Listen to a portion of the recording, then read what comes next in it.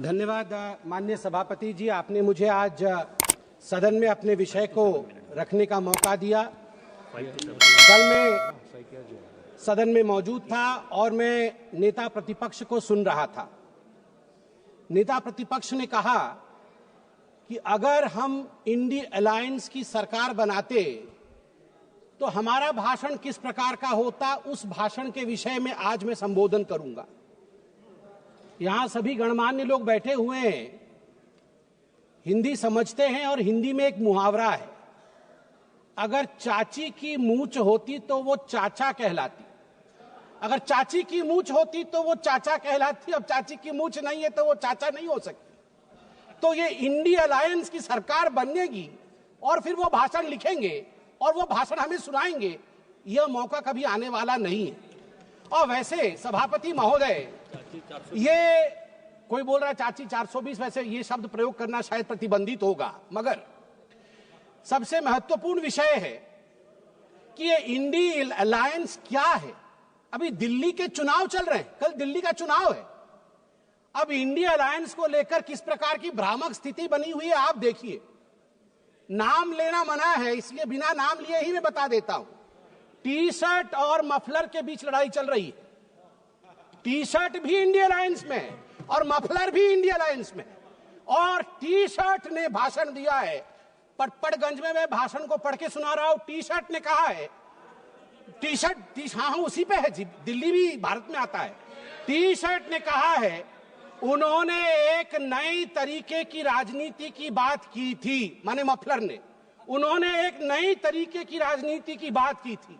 खंबे पर चढ़ गए थे स्वेटर पहनकर, छोटी सी गाड़ी में आया था। कौन सी गाड़ी थी, कौन सी गाड़ी थी, एल्टो थी। तो किसी ने पीछे से कहा नहीं वैगनार, वैगनार, अच्छा वैगनार से आए थे। और सीधे शीश महल में जाके पार्किंग हुई है उनकी, सीधे शीश महल में। सबसे बड़ा घोटाला शराब घोटाला किया है, ऐसा नेता प्रतिपक्ष ने आम आदमी पार्टी के लिए भरे सभा में कहा है। और मफलर भी पीछे नहीं हटे, मफलर ने भी अटैक किया है। मफलर ने भी कहा है टी शर्ट को कि टी शर्ट और टी शर्ट के जीजाजी, ये दोनों नेशनल हेराल्ड केस में जेल के अंदर चक्की पीसने चाहिए। ये टी शर्ट और टी शर्ट के जीजाजी बाहर कैसे हैं? मफलर ने कहा है। अब आप बताइए, अगर इंडिया अलायंस के अंदर ये आप इनके रिश्ते को चाइनीज नूडल्स, ये नूडल्स भी इतना कॉम्प्लिकेटेड नहीं है जितना इनके इंडिया अलायंस का रिश्ता कॉम्प्लिकेटेड है। ऐसे में ये सपना देख रहे हैं कि कभी इनकी सरकार बनेगी तो वो भाषण करेंगे। आज चीन के विषय में तो 34 बार चीन का नाम लिया गया, चीन में मैन्युफैक्चरिंग, चीन में प्रोडक्शन, सब कुछ बताया गया। आज मैं हकीकत रखना चाहता हूं। सभापति महोदय, अटल बिहारी वाजपेयी जी की सरकार, मैं कागजात लेके आया हूं मैन्युफैक्चरिंग का। चीन की मैन्युफैक्चरिंग की बढ़ाई कर रहे थे आदरणीय राहुल जी। 2004 में अटल बिहारी वाजपेयी जी के कार्यकाल में India China bilateral trade had set a new record with a total trade touching 13.6 billion US dollar, and India was enjoying a comfortable trade surplus of 1.75 billion US dollars. India का ट्रेड सरप्लस था, हम export ज्यादा कर रहे थे, import कम कर रहे थे, 1.7 बिलियन डॉलर अधिक कमा रहे थे। मगर 2004 से 2014 तक 10 वर्षों में इनकी पार्टी ने ध्वस्त कर दिया उसे। 25 गुना जो डेफिसिट होता है, ट्रेड डेफिसिट, वो बढ़ा के रख दिया इंडिया और चाइना के बीच में। मैं आज सवाल पूछना चाहता हूं, यही करार हुआ था क्या? ये जो दोनों गए थे चीन में, MOU साइन हुआ था शी जिनपिंग के साथ, राहुल गांधी जी ने किया था, क्या यही करार किया था? आप बताइए। अब अनएम्प्लॉयमेंट के विषय में बातचीत हुई थी। अनएम्प्लॉयमेंट का रिकॉर्ड यहां मैं स्ट्रेट रखना चाहता हूं। RBI, KLEMS, capital, labour, energy, material और सर्विसेज, इसके माध्यम से देश का एम्प्लॉयमेंट निर्धारित होता है। मैं आपको यहां आंकड़े दे दूं।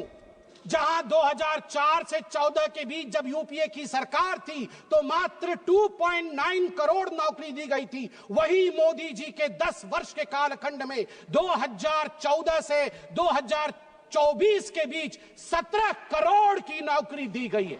2.9 करोड़ वर्सेस 17 करोड़।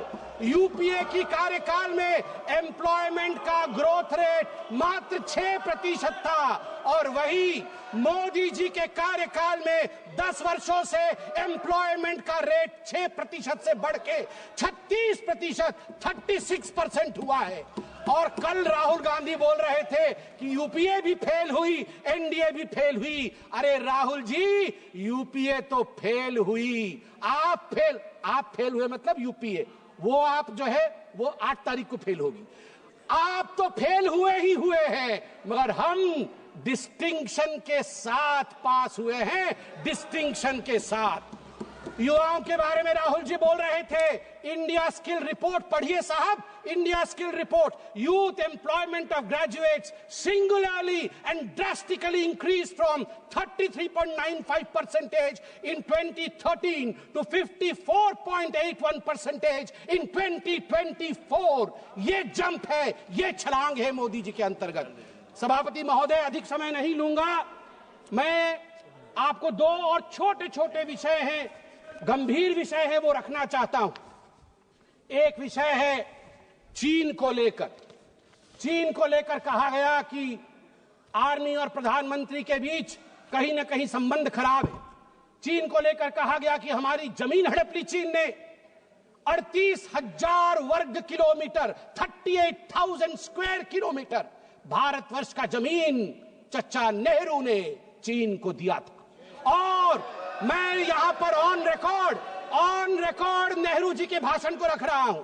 नेहरू जी ने भाषण देते हुए अक्षय चिन्ह पर जब अटैक हुआ था उनके ऊपर इसी पार्लियामेंट में, तो नेहरू जी ने क्या कहा था, ध्यान से सुनिए नेहरू जी ने क्या कहा था। Not a blade of grass grows there, not a blade of grass grows there, 17,000 feet high, uninhabitable, and we didn't even know where it is। तो हमने दे दिया। तो आप जानते हैं सभापति महोदय, महावीर त्यागी जो खुद कांग्रेस के ही मंत्री थे, नेहरू जी के कैबिनेट के, वो खड़े हुए और महावीर त्यागी जी के बाल नहीं थे, उन्होंने अपना सर दिखाया और कहा, Nehru ji, this head, bald head, does not grow any hair. Should I give the head to someone else? Should I give the head to someone else? तो नेहरू जी भी शर्मिंदा हो गए थे, नेहरू जी भी शर्मिंदा हो गए थे। आर्मी, अंत कर रहा हूं साहब, आर्मी ये गंभीर विषय है, मुझे और 2 मिनट दीजिए। आर्मी को लेकर राहुल जी ने कहा कि मोदी जी और आर्मी के बीच खाई है। मैं 2012 के एक आर्टिकल की ओर जो इंडियन एक्सप्रेस में छपा था, आपका ध्यान आकृष्ट करना चाहता हूं। हर किसी को वो आर्टिकल पढ़ना चाहिए। The January night Raisina Hill was spooked, 2 key army units moved towards Delhi without notifying government। और इस आर्टिकल में कहा गया है मनमोहन सिंह जी को और गांधी परिवार को लगा था कि आर्मी तख्ता पलट कर रही है। अंत में द्रौपदी मुर्मू जी जो महामहिम राष्ट्रपति है, वो मेरे राज्य से आती है, वे उड़ीसा से आती है। इसलिए जब उनको पुअर लेडी और पुअर थिंग कहा जाएगा, उड़िया अस्मिता कभी चुप नहीं रहेगा। मैं बोलूंगा, ऐ जगदम्ब मदम्ब कदम्ब हवन प्रियवासिनी हासरते शिखरि शिरोमणि तुंग हिमालय शृंग निजालय मध्य गते मधु मधुरे मधु कैटभ गंजिनी कैटभ भंजिनी रासरते जय जय हे महिषासुर मर्दिनी रम्य कपर्दिनी शैलसुते, रम्य कपर्दिनी शैलसुते। भारत की नारी दुर्गा है। और यहां शिव जी की बात राहुल जी करते हैं, आदि देव शिव है, आद्य शक्ति मां दुर्गा है। याद रखिए, हमारी राष्ट्रपति आदिवासी है, आदि काल से जिसके ऊपर जल, जमीन और इस पूरे जंगल का आशीर्वाद हो, उनको बेचारा कहना उचित नहीं है। और याद रखिए, जगन्नाथ जी की भूमि से आती है।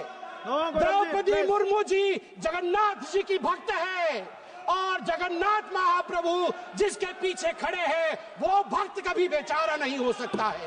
जहां पछारे जगन्नाथ छिड़ा है चंती से राष्ट्रपति केबे भी बेचरा है पारिबो नहीं। आज मु कहबाकू चाहे 4.5 कोटी ओडियांक पक्षरे 4.5 कोटी ओडियांक मौड़मणि होचंती महाप्रभु जगन्नाथंक भक्त होचंती द्रौपदी मुर्मू। द्रौपदी मुर्मू को बेचरा कहचंती सोनिया गांधी कौन जानचंती द्रौपदी मुर्मू को विषय रे। सोनिया गांधी विरुद्ध रे प्रिविलेज बसरासु आ सोनिया गांधी क्षमा याचना करंतु। आज 4.5 कोटी ओडिया द्रौपदी मुर्मू पछरे पूरा ठिया ही चंती महाप्रभु जगन्नाथ आशीर्वाद। जय जगन्नाथ।